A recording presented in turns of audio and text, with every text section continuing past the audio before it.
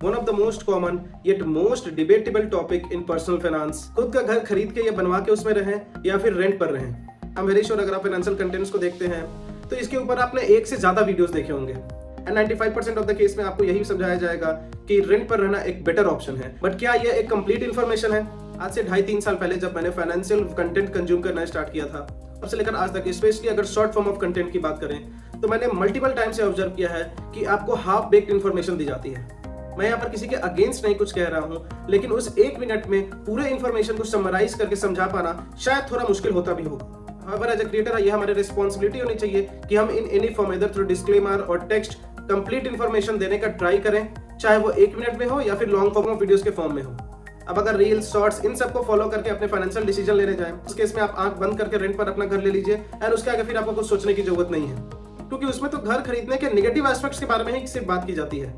और ये समझाया जाता है कि अपफ्रंट इतनी ज्यादा ईएमआई देने से अच्छा है कि जो रेस्ट ऑफ द अमाउंट है आपके रेंट पे करने के बाद उसको आप इन्वेस्ट कर दो एंड आप उससे एक अच्छा खासा कॉर्पस क्रिएट कर सकते हैं। लेकिन आज के इस वीडियो में हम इनकम्प्लीट इन्फॉर्मेशन नहीं, एक कंप्लीट इन्फॉर्मेशन के साथ हर एक चीज पर बात करने वाले हैं कि आपके लिए घर खरीदना बेनिफिशियल होगा या फिर रेंट पर रहना। हेलो फ्रेंड्स, आप हैं फिन बड़ी के साथ and I am very sure कि आज के वीडियो से आपको एक कंप्लीट डिफरेंट पर्सपेक्टिव समझने को मिलेगा, जो कि आपका पर्सनल फाइनेंस को और बेटर करने में हेल्प करेगा। सो इसलिए अगर आप चैनल पर फर्स्ट टाइम आए हैं तो चैनल को सब्सक्राइब करके अपना सपोर्ट दिखाएं, ताकि इस तरीके के और वीडियोस मैं आप तक लाता रहूं। आगे बढ़ने से पहले हम इस डिबेट के रूट कॉज को समझते हैं, और इसके लिए हमें 2 टर्म समझने होंगे, एसेट्स और लायबिलिटी।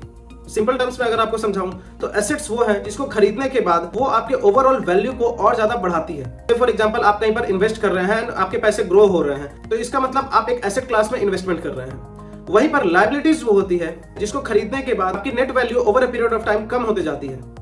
जैसे कि गाड़ी लेना, आप 10-20 लाख की कार ले लो, उसके बाद अगर अगले भी दिन उसको बेचने जाओ तो उसकी वैल्यू आपको ओरिजिनल प्राइस से कम ही मिलेगी। अब अगर हमारे घर की बात करें तो यह एक एसेट है या लायबिलिटी? देखिए, अगर आप इंटरनेट पर आंसर सर्च करने जाएंगे तो इसको थोड़ा कॉम्प्लेक्स करके दिखाया जाएगा कि यह एक एसेट है लेकिन स्टिल एक लायबिलिटी है। एंड बात कुछ हद तक सही भी है। तो अगर आपने कोई प्रॉपर्टी खरीद रखा है एंड उससे आप रेंटल इनकम जनरेट कर रहे हैं तो उस केस में तो ये एक एसेट हो गई। लेकिन अगर आप खुद के लिए घर खरीद रहे हो तो उस केस में आपको उसके मेंटेनेंस के ऊपर, उसके टैक्सेस के ऊपर and in certain other forms आपको उसके ऊपर कॉन्स्टेंटली कुछ ना कुछ खर्च करना पड़ता रहेगा। उस केस में हो सकता है कि एज पर फाइनेंशियल डेफिनेशन ये एक एसेट नहीं, लायबिलिटी बन जाए आपके लिए। लेकिन वेट, लाइफ फाइनेंशियल डेफिनेशन के अकॉर्डिंग नहीं चलती। इस वीडियो के एंड में आई एम वेरी श्योर आप खुद क्लैरिफाइड हो जाएंगे कि घर खरीदना खुद के रहने के लिए एक एसेट है या लायबिलिटी। अब आगे बढ़ते हैं और सबसे पहले देखते हैं कि अगर हमें रेंट पर रहना है तो उसके क्या क्या बेनिफिट्स हैं। देखिए, अगर आप एक वर्किंग प्रोफेशनल है एंड आप फ्रीक्वेंटली डिफरेंट सिटीज में ट्रैवल करते हैं तो उस केस में हो सकता है कि आप ये डिसाइड नहीं कर पा रहे हो कि आप परमानेंटली कहां पर रहना चाहते हैं, एंड बेटर है कि आप उस केस में एक रेंटेड प्रॉपर्टी में रहें, क्योंकि आपकी लोकेशन क्वाइट फ्रीक्वेंटली चेंज हो रही है। अब इंडिया में 90% से ज्यादा लोग घर खरीदने के लिए होम लोन लेते हैं एंड होम लोन आपको टोटल प्रॉपर्टी का 75 to 80% तक ही मिलता है। सपोज अगर आप 1 करोड़ का होम लोन लेना चाहते हैं तो उस केस में आपको इनिशियल 20 से 25 लाख रुपए का जुगाड़ खुद से करना पड़ेगा। तक आपके पास वो अमाउंट गैदर नहीं हो जाते, आपके पास कोई ऑप्शन नहीं है, उस केस में रेंट पर रहना ही बेनिफिशियल होगा। इसके बाद अगर सोशल मीडिया जजमेंट की माने तो उस केस में रेंट पर रहना ही एक बेटर ऑप्शन है कि आप 25,000 रुपया रेंट देकर के कहीं पर रहें rather than paying an EMI of 70,000, क्योंकि उस केस में आप 25,000 रुपए का रेंट देकर के और जो एडिशनल अमाउंट आप अपना ईएमआई पर पे कर रहे होते हैं उसको कहीं पर भी इन्वेस्ट करके एक बेटर कैश कॉर्पस जनरेट कर सकते हैं over a period of time. चलिए, सुनने में तो अच्छा लगता है, लेकिन मान के चलिए किसी प्रॉपर्टी की वैल्यू 1 करोड़ है फिलहाल के लिए एंड उसके ऊपर आपने 70-80 लाख का लोन ले रखा है फॉर 20 ईयर, जिसकी ईएमआई आप 70,000 पे कर रहे हैं ईच मंथ। अगर आप रेंट पर लेने जाते हैं तो हो सकता है वही प्रॉपर्टी आपको 25,000 पर मंथ पे मिल जाती।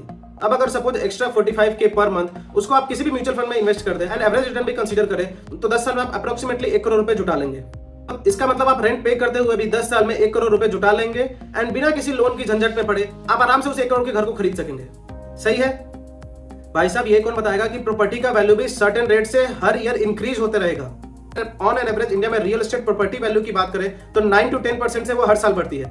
इसका मतलब 10 साल बाद उस 1 करोड़ वाले प्रॉपर्टी की वैल्यू 2 करोड़ हो जाएगी। मतलब ये तो हमारी कैलकुलेशन ही गड़बड़ हो गई। आपने 10 साल ये सोच के इन्वेस्ट किया कि आप 10 साल बाद उस 1 करोड़ के घर को खरीद पाएंगे, लेकिन अब तो आपको 1 करोड़ और जुटाने पड़ेंगे। तो इसलिए ये डिसीजन तो कहीं से भी सेंस मेक नहीं करती। तो आप रेंट पर रहकर additional amount as per your EMI उसको इन्वेस्ट करके आप उसको 10-15 साल में एज अ कैश डायरेक्ट खरीद लिए रहते। इसके बाद जो आप रेंट पे कर रहे हैं 25K ईच मंथ, वो भी हर साल कुछ ना कुछ रेट से इंक्रीज होगी। चलिए, बड़ी सिटी छोटी सिटीज का एक एवरेज भी अगर हम लेकर चले तो 4-5% से तो वो बढ़ती ही है। दैट मीन्स अगर आप आज 25,000 रुपए हर मंथ एज अ रेंट पे कर रहे हैं तो 10 साल के बाद आपको 50,000 रुपए हर मंथ एज अ रेंट पे करना पड़ेगा।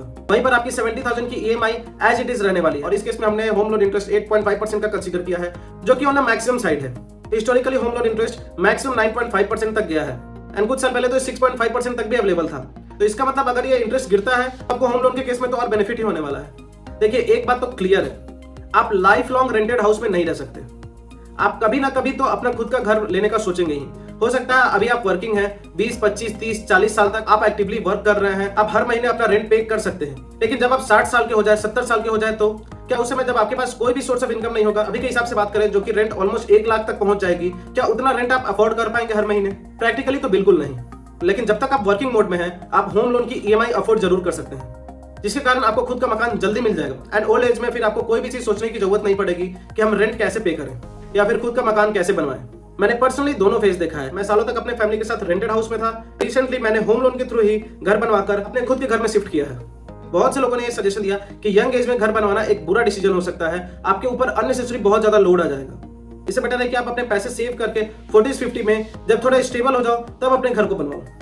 अब इस चीज को देखते हुए मेरे पास 2 ऑप्शन जनरेट हुए। अब based on my practical analysis मुझे लगता है कि कोई भी इंसान जो अपना खुद का घर का ड्रीम करता है, वो अगर इनमें से अगर कोई भी एक ऑप्शन की प्लानिंग के साथ आगे बढ़ता है तो वो खुद के घर को आराम से फाइनेंशियली अचीव कर सकता है without any much of pressure. First option, आप अर्ली 20s में हो एंड आप अगले 20-25 साल तक के लिए काम करने वाले हो, दैट मींस आप वर्किंग मोड में रहने वाले हो, तो उस केस में आप होम लोन का यूज करके अपना खुद का घर बनवा सकते हो, या फिर अगर बड़ी सिटीज में फ्लैट लेना चाहते हो तो उसको ले सकते हो, क्योंकि आपको पता है कि आप 20-25 साल तक वर्किंग मोड में रहने वाले हो एंड आप EMI को आराम से अफोर्ड कर सकते हो। प्लस आपकी सैलरी हर साल कुछ परसेंटेज से इंक्रीज करेगी। आप अगर जॉब स्विच करते हो तो उस केस में एक अच्छा खासा इंक्रीमेंट होगा। तो ये ग्रोथ मोड में हो, आप ज्यादा पैसे अक्यूमुलेट करके अपने लोन टेन्योर को भी रिड्यूस कर सकते हो एंड अच्छा खासा इंटरेस्ट सेव करते हुए अपने होम लोन को जल्दी से जल्दी खत्म कर सकते हो। इसके साथ ही अंडर सेक्शन 24 भी आपको 2 लाख का टैक्स डिडक्शन भी मिलता है। तो अगर आप 30% टैक्स स्लैब में आते हो तो इसका मतलब आप 60,000 हर साल अपना टैक्स बचाओगे, जिसके कारण आपका इफेक्टिव इंटरेस्ट रेट अगर 8.5 की बात करें जो आपने पहले होम लोन लिया था, वो घटकर 6.5% के आसपास आ जाएगी। प्लस एक और बोनस बात, मैं आपसे ये पूछूं कि कहीं पर भी इन्वेस्ट करने के लिए कोई बैंक आपको किसी भी तरीके का लोन देगा? बिल्कुल नहीं। लेकिन होम लोन का स्ट्रक्चर ही इस तरीके से बना हुआ है कि इफेक्टिव इंटरेस्ट रेट जो कि 6.5% का आपका हो गया है, उसके साथ साथ आपकी जो प्रॉपर्टी की वैल्यू है वो एज डिस्कस प्रीवियसली 9 to 10% से बढ़ रही है। इसका मतलब आप 2.5 से 3% एक्स्ट्रा अर्न कर रहे हो, वो भी खुद के पैसों पे नहीं, बैंक के पैसों पे। और ये प्रोसेस किसी भी फॉर्म ऑफ इन्वेस्टमेंट या लोन में आपको नहीं मिलेगा। ये था फर्स्ट ऑप्शन। अब बात करते हैं सेकंड ऑप्शन की। अगर किसी ने डिसाइड कर ही लिया है कि वो फिलहाल के लिए खुद का घर नहीं ले सकता, या फिर उसके वर्किंग शेड्यूल इस तरीके है, वो डिसाइड नहीं कर पा रहा कि कौन सी लोकेशन परफेक्ट होगी जहां पर उसे 20-25 साल के बाद अपने घर को बनवाना चाहता है, तो उस केस में भी वो फाइनेंशियली अच्छी तरीके से प्लान करके उस कॉर्पस को पहले से ही बिल्डअप करके रख सकता है, जिससे कि वो 20-25 साल बाद जब वो घर को खरीदना या बनवाना चाहे उस समय उसको कोई होम लोन लेने की जरूरत ना पड़े।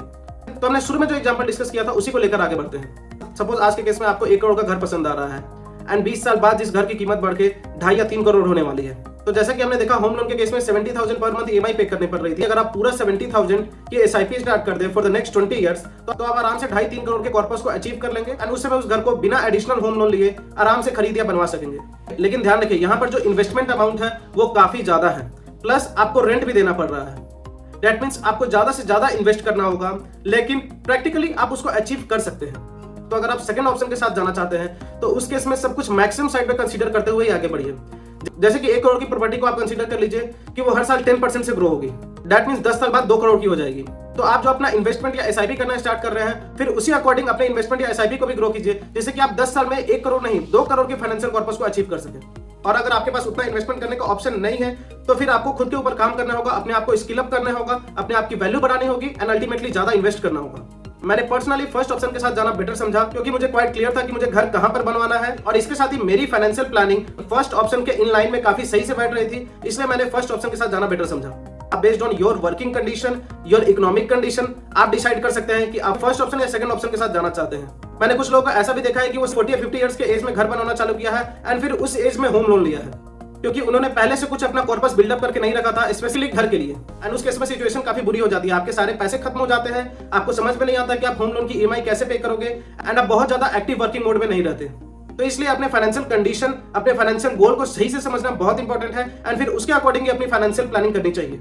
तो ऑन अ कंक्लूजन अगर हम बात करें तो अगर आप फर्स्ट टाइम अपना घर खरीदने वाले हो, अगर आपका फर्स्ट घर होने वाला है तो घर जरूर खरीदें। जैसा कि मैंने कहा कि सूनर और लेटर हर एक इंसान को खुद के घर की जरूरत पड़ेगी ही, वो अपनी कंप्लीट लाइफ रेंट पे करते हुए नहीं निकाल सकता। इट मींस पहला खुद का घर खरीदना एक अच्छा डिसीजन है, फाइनेंशियली भी, प्रैक्टिकली भी एंड इमोशनली एज वेल। क्योंकि लेट्स से एग्जांपल आपने स्टॉक्स में, म्यूचुअल फंड में इन्वेस्टमेंट कर रखा है तो उसको डेली बेसिस पर एंजॉय नहीं कर सकते, लेकिन जो आपने घर खरीद रखा है उसको आप हर रोज एंजॉय कर सकते हो। उसमें होने वाले एक्टिविटीज, उससे रिलेटेड फीलिंग्स को आप through out the life enjoy कर सकते हो। एंड अगर आप रेंटेड प्रॉपर्टी में रहते हो तो आप दूसरे के कंडीशंस में बाइंड रहते हुए आपको रहना पड़ता है। आप अपने खुद के घर में अपने तरीकों से रह सकते हो। सो इसलिए एक खुद का घर होना किसी भी तरीके से गलत डिसीजन नहीं है। आई होप इस वीडियो को बनाने के पीछे जो मेरा पर्पस था वो आप सब तक पहुंच गया होगा। इस वीडियो को ज्यादा से ज्यादा लोगों तक अपने फ्रेंड्स फैमिली के साथ शेयर करें, ताकि वो लोग जिनको हाफ इन्फॉर्मेशन के कारण एक गलत पर्सपेक्टिव मिला हुआ था, उनको एक सही कंप्लीट पर्सपेक्टिव मिल सके एंड वो एक बेटर फाइनेंशियल डिसीजन ले सके। आज के वीडियो में इतना ही, मिलते हैं अगली वीडियो में। तब तक keep learning, keep growing and keep investing.